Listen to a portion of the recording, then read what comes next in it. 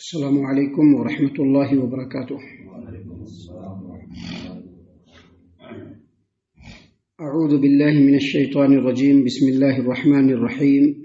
الاعراب اشد کفرا ونفاقا واجدر الا يعلموا حدود ما انزل اللہ علی رسولہ واللہ علیم حکیم۔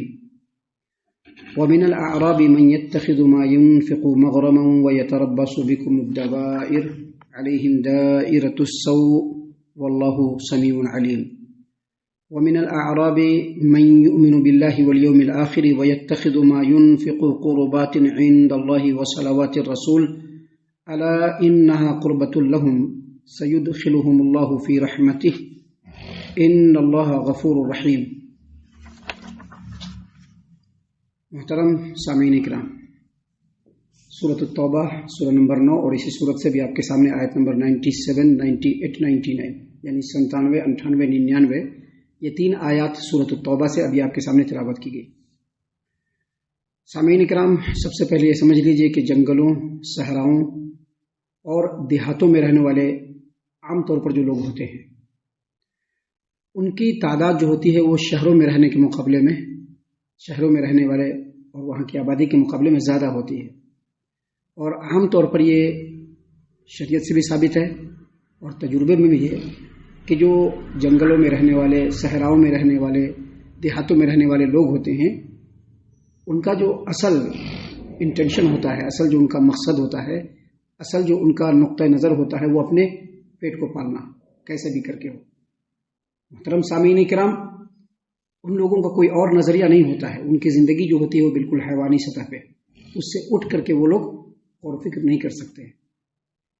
جب اسلامی ریاست مدینے کے اندر قائم ہو رہی تھی اس سمے مدینے کے اطراف میں جو دیہاتی لوگ، دیہات وغیرہ کے جو علاقے تھے جہاں بدوی اور صحرائی لوگ رہتے تھے، ان لوگوں تک بھی اسلام اور اسلام کی جو ایکٹیویٹیز چل رہی تھی اس کی موٹی موٹی خبریں ان لوگوں کو مل رہی تھی، پہنچ رہی تھی، لیکن ان لوگوں کا نظریہ اس قدر بلند نہیں تھا کہ وہ لوگ یہ فرق کر سکیں کہ اسلام سر بلند ہو رہا ہے اور مکہ کے جو مشرکین ہیں وہ نیچے آ رہے ہیں، اس میں سے کون حق پر ہیں۔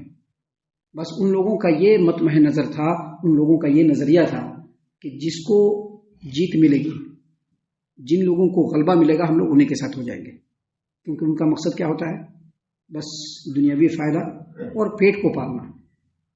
بس اسی نقطہ نظر کو سامنے رکھ کر کے جب مکہ فتح ہوا تو مدینے کے اطراف کے جو دیہات کے جو علاقے تھے اور وہاں کے جو لوگ تھے یہ سب کے سب مسلمان ہو گئے۔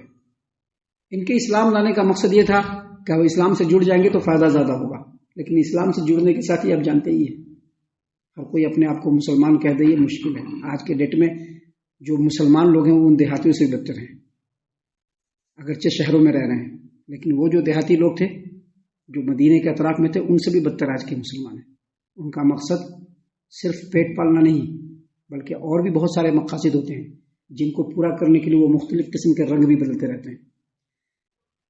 وہ لوگ اسلام کیوں قبول کیے کہ ہم اسلام قبول کر رہے ہیں، اب ہم کو فائدہ ہوگا، لیکن اسلام قبول کرتے ہی 5 وقت نماز کا باقاعدہ اہتمام، زکوٰۃ کو ادا کرنا، دوسرے اسلامی احکام کو پورا کرنا، اب ان لوگوں کو یہ چیز اچھا نہیں لگا، اب یہیں سے ان لوگ منافق کے صف میں آ گئے۔ لیکن چونکہ یہ لوگ جنگل میں، صحرا میں، دیہات میں رہنے والے تھے تو ان لوگوں کے اندر اجڑ پن، اکھڑ پن زیادہ تھا، دین اسلام سے ان لوگوں کو کوئی اتنا واسطہ نہیں تھا، جس کی وجہ سے نفاق مدینے کے منافقوں سے زیادہ ان کے اندر نفاق جو تھا وہ سخت تھا مدینے کے منافقوں کے مقابلے میں، اور کبھی علماء کرام کی صحبت میں بھی نہیں رہے، دین علم اور اس کے قوانین اور اس کے احکام کو ان لوگوں نے سنا بھی نہیں۔ اللہ تبارک و تعالیٰ نے قرآن کریم میں نبی صلی اللہ علیہ وسلم نے اپنے فرمان میں یہ بتلا دیا ہے کہ جتنا انسان اس کتاب کو سنے گا، اللہ کے کلام کو سنے گا، نبی کے فرمان کو سنے گا، اتنا ہی اس کا دل نرم ہوگا، لیکن ان لوگوں کو ان چیزوں سے واسطہ نہیں تھا۔ اللہ تبارک و تعالیٰ نے اسی بات کو یہاں پر بیان فرمایا سب سے پہلے کہ الاعراب اشد کفرا ونفاقا واجدر الا يعلموا حدود ما انزل اللہ علی رسولہ واللہ علیم حکیم۔ دیہاتی لوگ کفر اور نفاق میں زیادہ سخت ہوتے ہیں، جو دیہاتی لوگ ہوتے ہیں وہ کفر اور نفاق میں زیادہ سخت ہوتے ہیں۔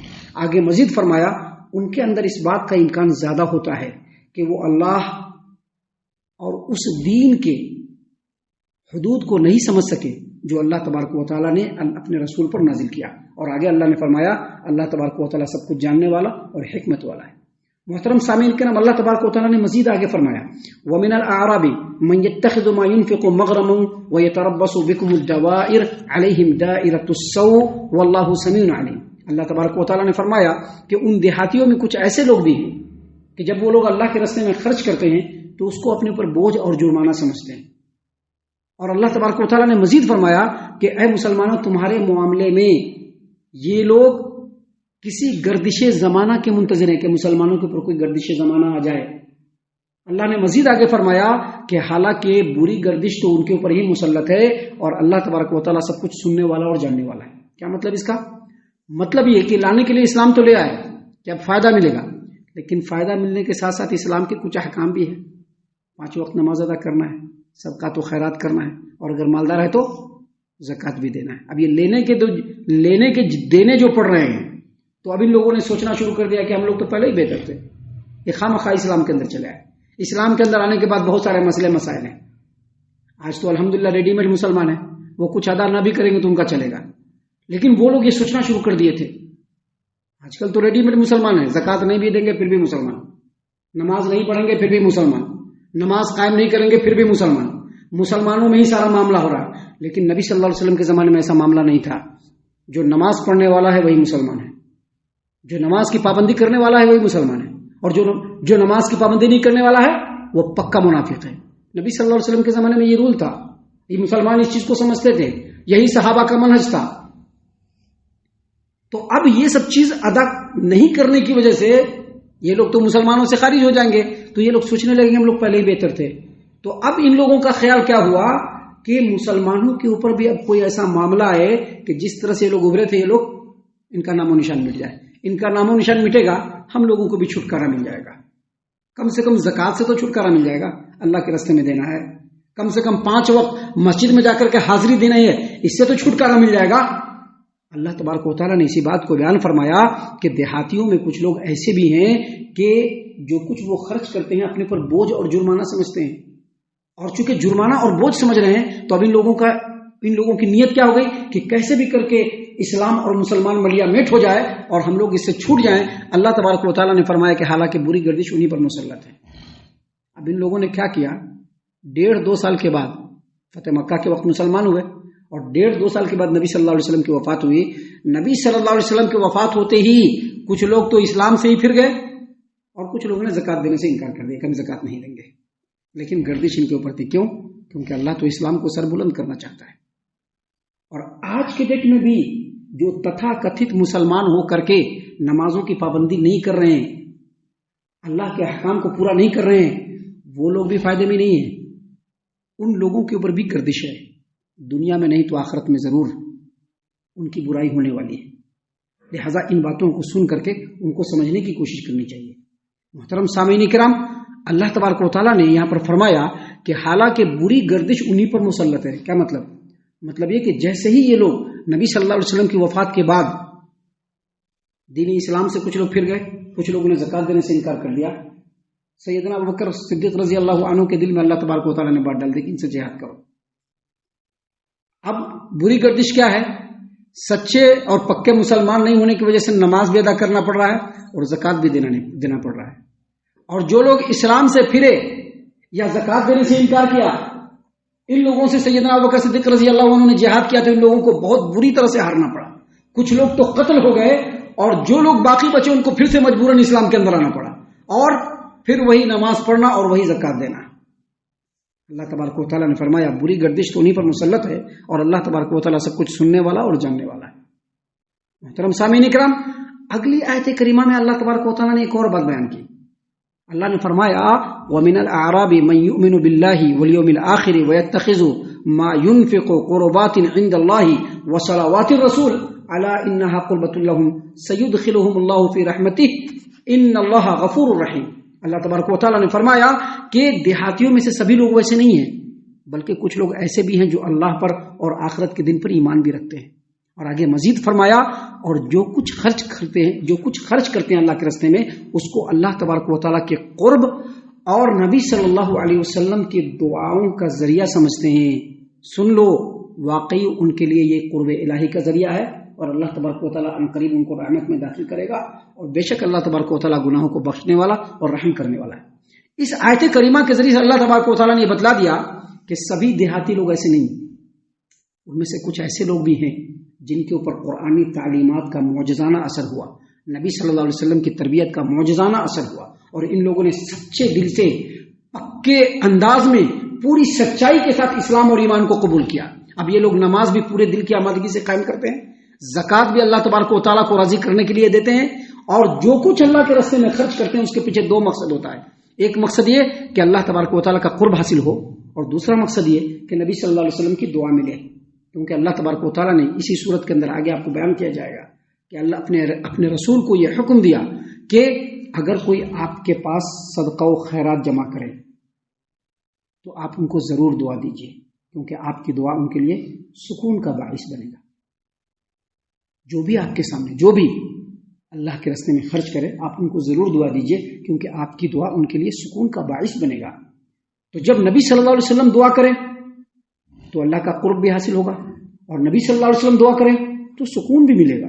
اس لیے اللہ تبارک و تعالیٰ نے فرمایا کہ سارے دیہاتی ایک جیسے نہیں ہیں، بلکہ کچھ ایسے لوگ بھی ہیں جو اللہ اور اس کے رسول پر ایمان رکھتے ہیں، اور جو کچھ خرچ کرتے ہیں اس کو اللہ کے قرب کا ذریعہ بھی سمجھتے ہیں، اور اللہ کے رسول صلی اللہ علیہ وسلم کی دعاؤں کا ذریعہ بھی سمجھتے ہیں۔